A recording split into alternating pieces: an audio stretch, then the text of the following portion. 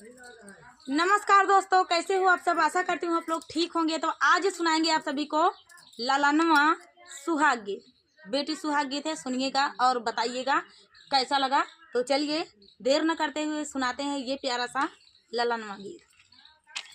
हथवा माली है बाबा पियर जाने रे खोजई लागे दुलरू दामाद रे ललनवा रे खोजई लागे दुलरू दामाद रे ललनवा।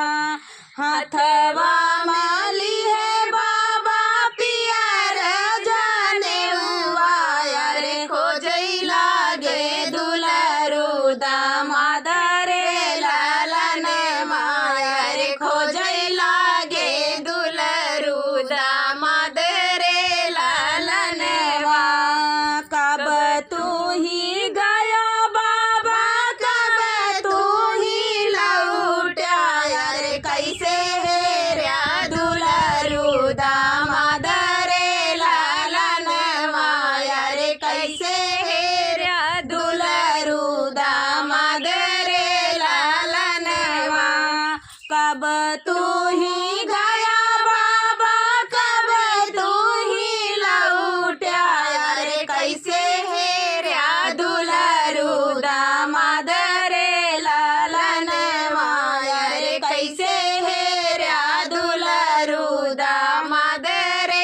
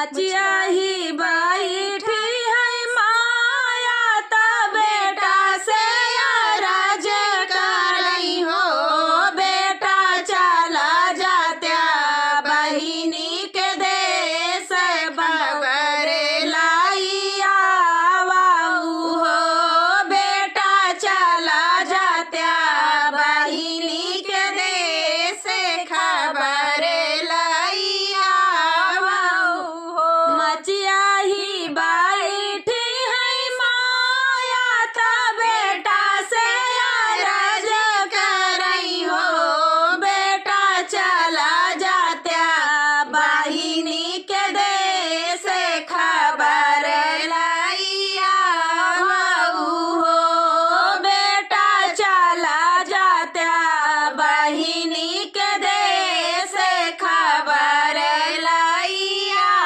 वाऊ हो। अब देखा बेटवा से अरज करीन तो बेटवा लायक है, ऐसी बात ना है, लायक है। अब देखा तैयार होके कैसे जाती जमाना बेटवा नालायक हो गया है। अब वह जमाना के बात गया तो बेटवा लायक कर रहे हैं, चाहे बहुअर चाहे जैसे हुए सास चाहे जैसे हुए, लेकिन देखा बेटवा कैसे जाता है। अरे हाथवा में लिहाल सारंगी त कान्हावा पे धोतिया रे हो माया धइली है जोगिया का भेष बहिनिया देश निकलई हो बेटा धइले है जोगिया का भेष बहिनिया देश निकलई हो हाथवा माली हाल सारंगी त कान्हावा पे झोलिया रे हो बेटा चलले है जोगिया का भेष बहिनिया देश निकलई हो भैया धइले जोगिया का भेष बहिन देश निकलई हो घूमत गाँवा गिराउआ तयावा राऊ भटकई हो भैया पहुँचाई बहिनी के देश अलख जगावई हो भैया पहुँचे हैं बहिनी के देश अलख जगावई हो हाथवा के ली बहिनी भिखिया दुआरवा पे ठाड़ी भई हो जोगिया लाई लेता भिक्षा हमार भीतर हम चली जैती हो जोगिया लाई लेता भिखिया हमार भीतर हम जाईती हो मैलिनी धोतिया बहिनिया का पे उना हजार लगल हो सखिया धूमि लयाट छितराए दुखित बन लागई हो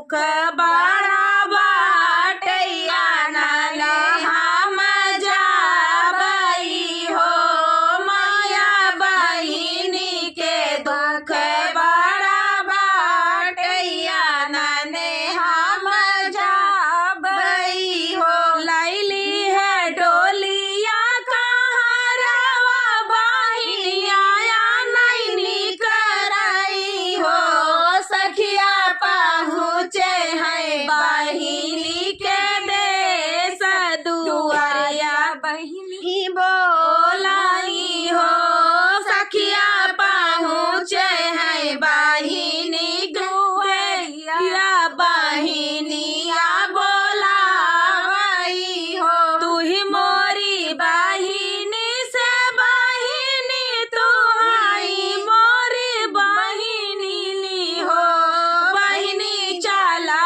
जाली माया के नगरी आया नन हम आए हो बहिनी आवा चली माया के नगरी आया नन तो आए हो आज तो आहै राखी दिनवा कलैया हमरे बांधऊ हो बहिनी आवा चाली नाई हर नगरिया आना तो काया हो बहिनी आवा चाली नाई गाती हैं तो चलिए सुनाते हैं साठी कचावल हरियर दुबाजी चुमन चली है कावन रमका धेरिया जी चुमन